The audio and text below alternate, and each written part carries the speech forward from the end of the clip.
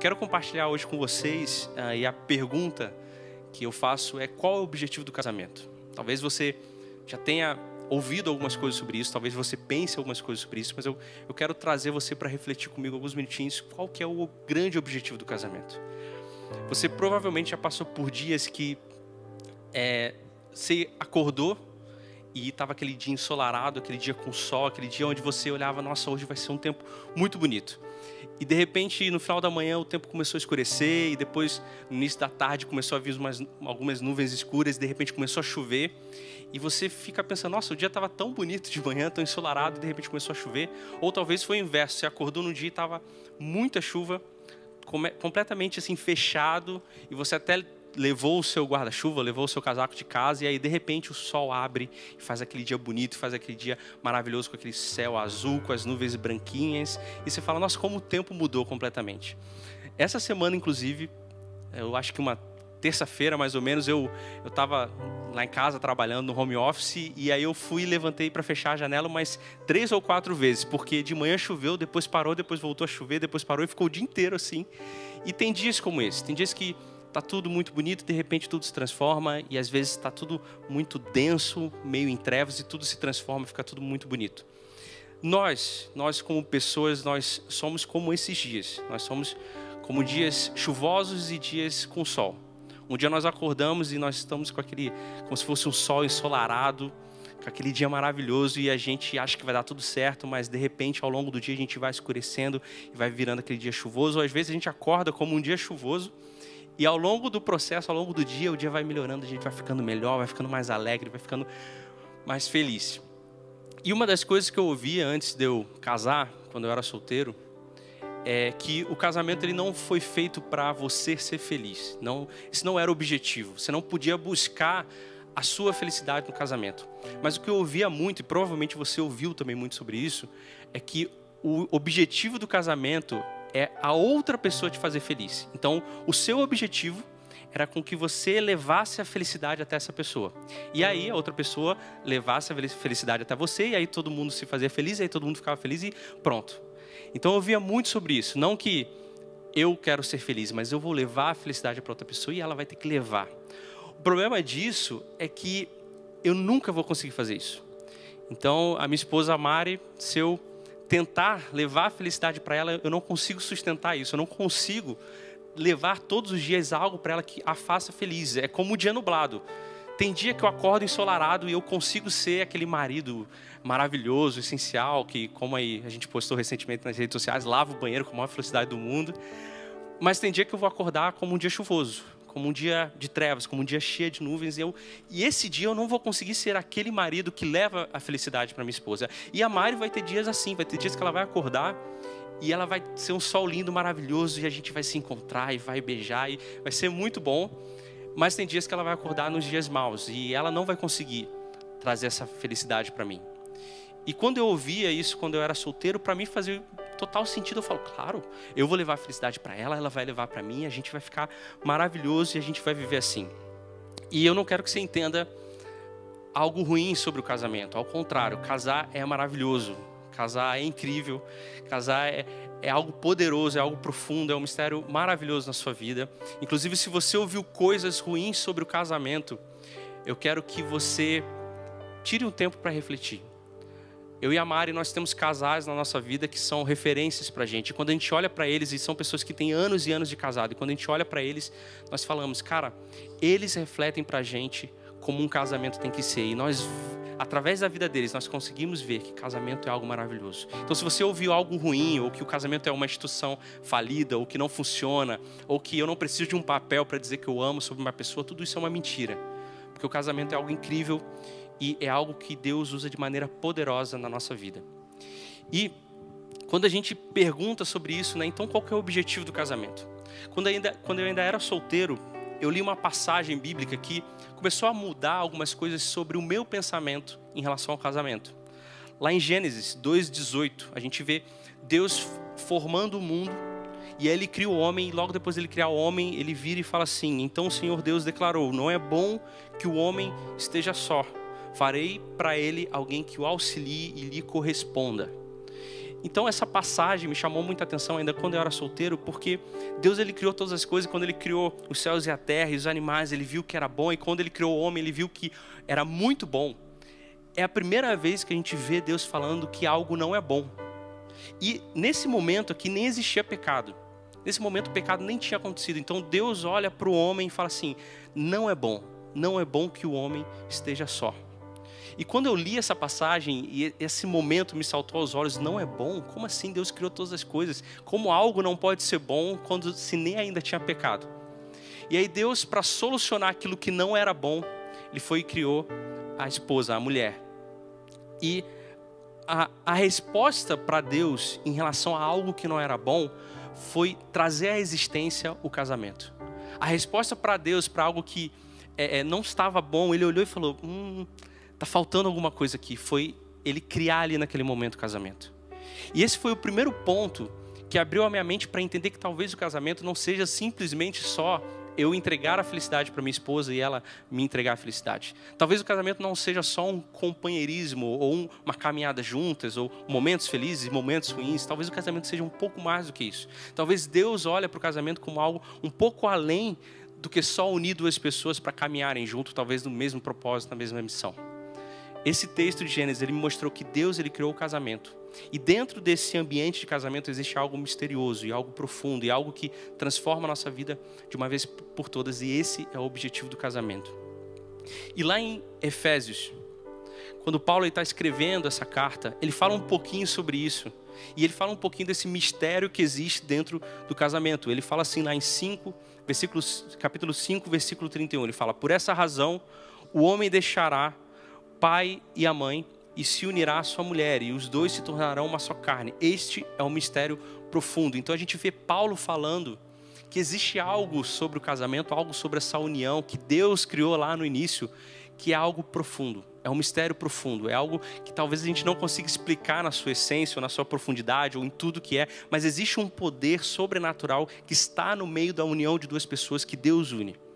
E quando eu li esse versículo, assim como eu li lá Gênesis, isso me saltou aos olhos e eu falei: opa, existe algo além do que só a felicidade, existe algo além só do companheirismo ou de caminhar junto.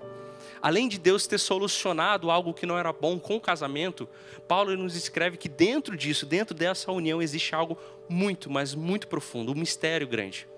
E no próprio capítulo, Paulo ele responde para a gente o que é esse mistério. E aqui a gente começa a descobrir qual que é o grande objetivo do casamento. Você que é casado, você que é casada, talvez isso nunca tenha vindo à sua mente. Você que é solteiro, se aproprie disso que a gente vai falar agora, porque se você for com isso para o casamento, com certeza vai ser transformador para a sua vida. Como tem sido para a minha vida, como tem sido para a vida de várias pessoas que têm vivido essa verdade, vivido essa realidade.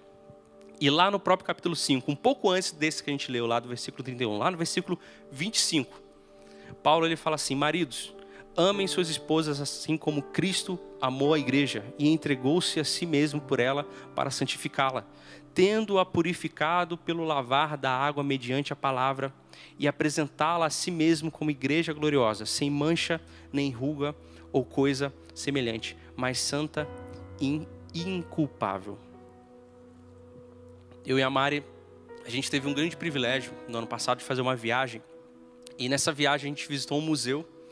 E nesse museu tinha aquela escultura do Davi. Você provavelmente já deve ter visto, né, alguma foto, algum vídeo, ou ter visto ela mesmo ao vivo, como a gente viu. E essa escultura, ela foi feita por Michelangelo, né? Ela é muito mais esplêndida, assim, gigante, né? Mais imponente do que a gente tinha visto em vídeos e fotos. A gente entrou assim no museu e a gente já estava na expectativa de ver, porque a grande atração do museu era essa estátua que é tão famosa.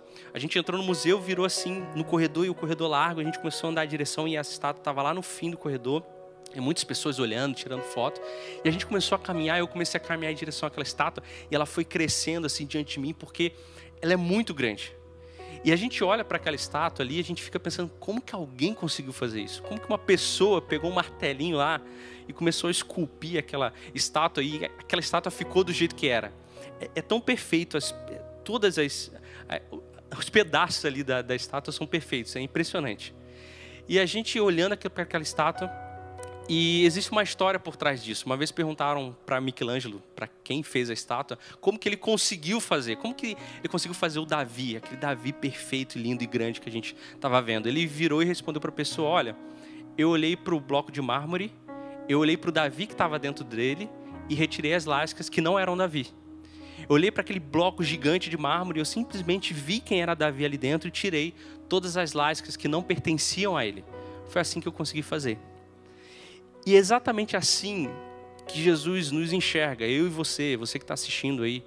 É exatamente dessa forma. Quando ele olha para você e ele olha para mim, ele consegue ver por baixo das lascas. Ele consegue olhar para a gente como um bloco de mármore, duro, feio, e ele consegue enxergar o Davi que está dentro da gente. Ele consegue enxergar quem nós realmente devemos ser. E ele nos ama por isso. Então, por isso que mesmo que eu peque, eu faça alguma coisa, Jesus continua me amando, porque ele olha para o Davi que está dentro de mim, debaixo das lascas, debaixo daquele bloco de mármore. Ele olha para quem eu deveria ser. Jesus faz isso com a gente. E quando eu amo o meu cônjuge, como quando eu amo a minha esposa, esse versículo e esse mistério profundo que Paulo nos fala, é justamente de olhar para o meu cônjuge como Jesus me olha. Eu tenho que olhar para a Mari e eu olho para ela e eu posso até aos meus olhos ver um bloco de mármore, um bloco rústico ali. Mas se eu olho através dos olhos de Jesus, eu tenho que olhar para ela como Jesus a enxerga. Ou seja, eu tenho que olhar para ela e ver o Davi dentro dela. Eu tenho que ver o que existe debaixo dessas lascas, desse monte de mármore que não pertence a quem ela tem que ser. Quando eu olho para a Mari, eu tenho que olhar para ela e ver acima das nuvens densas, chuvosas, e cheio de trevas. Eu tenho que olhar para o céu e ver aquele céu que está acima das nuvens, com o sol brilhando e o céu azul. Então, quando eu olho para a Mari, da forma como Jesus olha para ela, eu me pareço mais com Jesus. E quando eu me pareço mais com Jesus, eu consigo fazer, assim como Jesus faz na sua vida, na minha vida, ser como Michelangelo, que foi tirando as lascas. Então, o grande mistério do casamento e o grande objetivo que existe por trás do casamento é quando eu olho para minha esposa ou olho para o meu marido e eu consigo vê-lo como Jesus vê. E eu consigo ser o responsável pela transformação na vida dele, tirando as lascas que não pertencem a quem ele deveria ser. Quando a gente se une e a gente está no momento ali do casamento, o ápice do casamento é quando os noivos falam sim. A noiva fala sim e o noivo fala sim. Esse sim, ele diz muitas coisas, né? Responde até as perguntas que o pastor faz na hora ali, que é: você deseja amá-la na doença, na saúde, na pobreza, na riqueza. A gente diz sim para todas essas coisas. Mas, na verdade, o grande sim que está acima de tudo isso eu falo sim, eu quero ser a pessoa que vou ajudar o meu cônjuge a se tornar a pessoa que Deus quer que ele seja. Quando eu digo sim, eu estou dizendo: eu quero ser aquele que vai pegar o martelo e a espátula ou qualquer que seja aquele outro instrumento que prega. Eu vou ajudar o meu cônjuge a retirar quem ele não é nesse bloco de mármore para ele ser quem ele deve ser. E ao mesmo tempo, nesse processo, eu vou enxergando como Jesus enxerga.